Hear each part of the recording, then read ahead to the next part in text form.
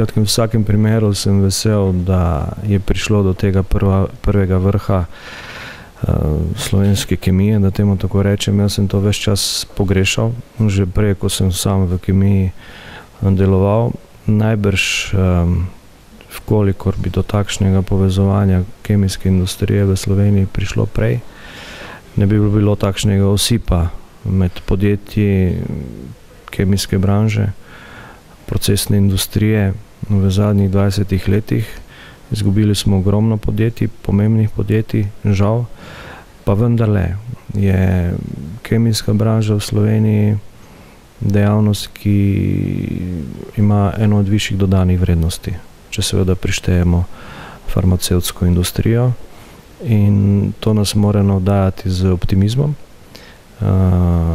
V vsakem primeru pa potrebujemo za to, da bo ta industrija napredovala tako, kot si sam zamišljam, še mnogo dobrega kadra. Inženirskega kadra v Sloveniji primanjkuje, tako da bo tudi vlada morala storiti nekaj na tem, da bomo študij tehnike, inženirstva, tukaj razumem seveda tudi kemije, kemijske tehnologije, farmacije, naredili bolj zanimivega in da se bodo mladi ljudje raje odločali za takšne študije.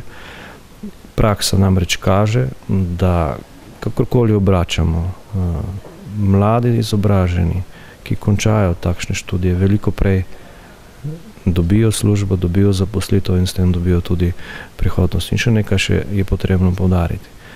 Obstaja tudi veliko večja verjetnost, da se takšen kader lahko zaposli tudi v kakšni zanimivi tuji korporaciji. Skratka, ta tehnična znanja danes Slovenija potrebuje in želim si, da bi ga bilo čim več.